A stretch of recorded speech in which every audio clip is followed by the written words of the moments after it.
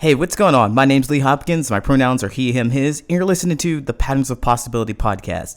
This is a podcast dedicated to helping you replace harmful patterns with new possibilities. In each episode, we'll explore topics that inspire you to be yourself, live your truth, and make lasting friendships.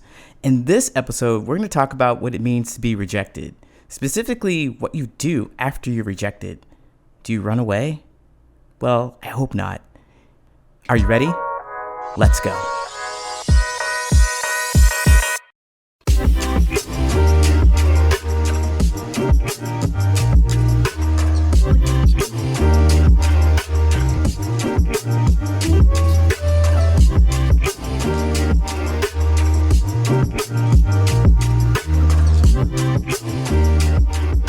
Hey, don't run away after being rejected.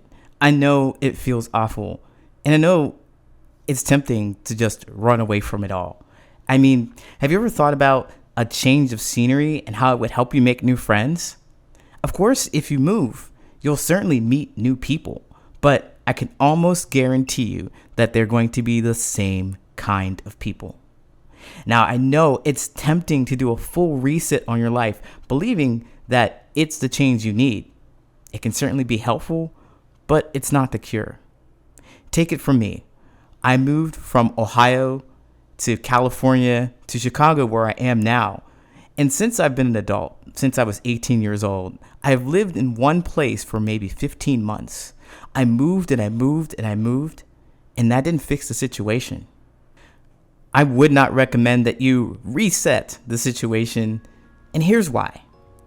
Reset is only a temporary fix to help you cope with the feelings that you're having right now. Underneath, there are some behaviors and patterns that will recreate your entire issue. Like I said, I know because I moved from several cities and several friend groups to find the quote right people for me. But each time, I did the same things that recreated the same problems with the same kind of people. It only occurred to me after years, I was the problem. Moving wasn't going to fix it. There was something lacking interpersonally between me and the people I chose to keep around me. There was a reason I didn't feel connected with them. And it's probably the same for you. I strongly suggest that you spend the time to identify exactly what that is.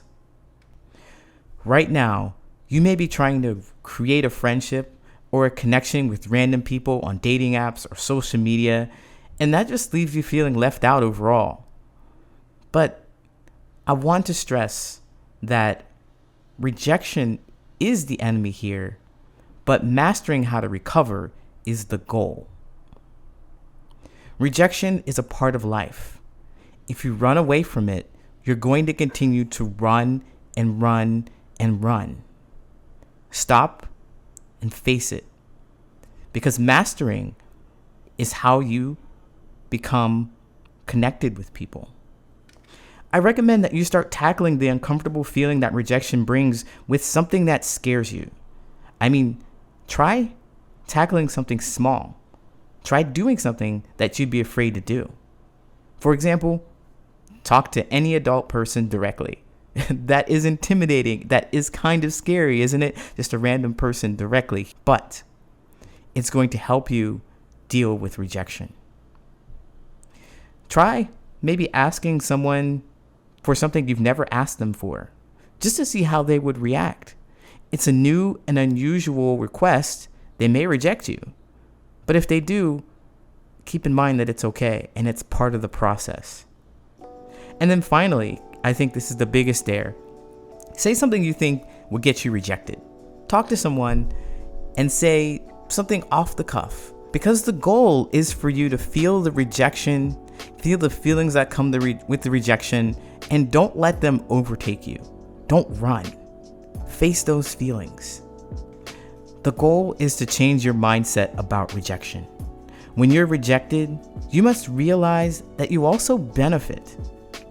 The person who rejects you shows that they are clear about who they are, so you don't have to waste your time trying to get to know them or trying to change them, because you already know that you're not compatible at this moment. You can spend your energy on something else. Now, I know it's tough to face rejection because I felt it over and over again. And believe me, it hurts to be rejected, but it will not kill you. What doesn't kill you makes you stronger, right? You can do it.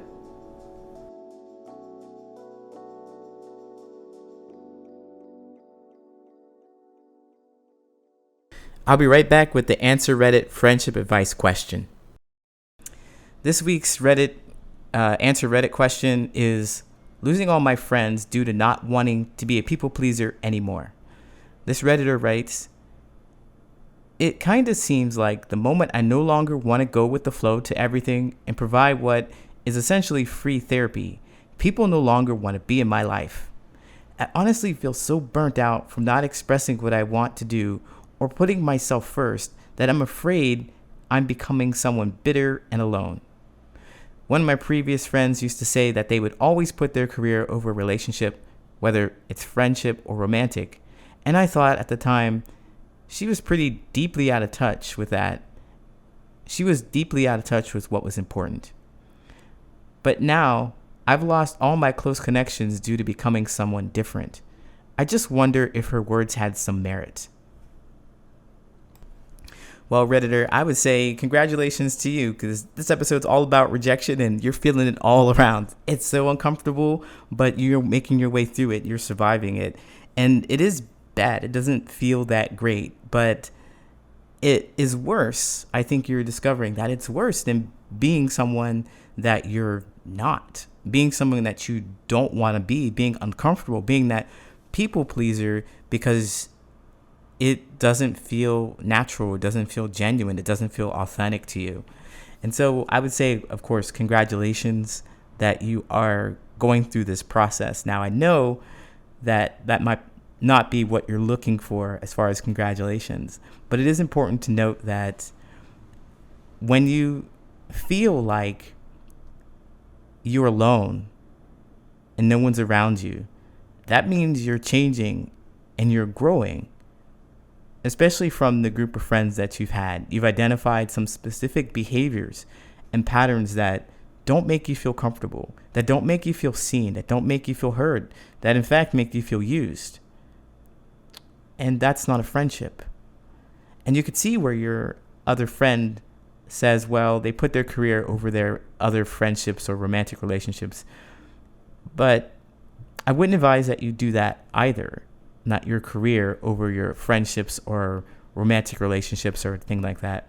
What I would suggest is that you put yourself over all those things. So what I mean is that key in to how you really feel about everything and anything. And the expression of that is an honor of yourself. It's honoring yourself. It is being who you are genuinely. You genuinely want someone to understand you. You feel uncomfortable when people are constantly asking you for things. You're not putting yourself first. And it doesn't feel comfortable. And honestly, it doesn't feel good for anybody. It doesn't feel good for anybody. People will do the people pleasing because they're afraid of the rejection. They're afraid of what's going to happen if they show their authentic self. If they really express how they feel about something, the people around them, the group around them may say, ew, I don't like that. And we as humans are desperately trying to avoid that whole situation. So we convert until we can't do it anymore. We can't do it anymore. So I say congratulations again because you have your whole life ahead of you to work out this people pleasing angle, to get out of it and spend more time as being yourself, as being true to yourself, as honoring yourself. So best of luck to you. I know that you didn't ask me to answer this question, but I did. You put it out there on the internet, and I really hope this helps. Thanks for writing. Best of luck. Take care.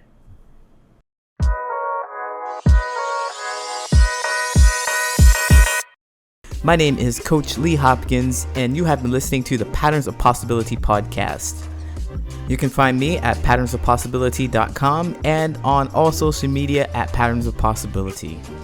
And as always, I want to encourage you to be yourself, live your truth, and there you'll make lasting friendships.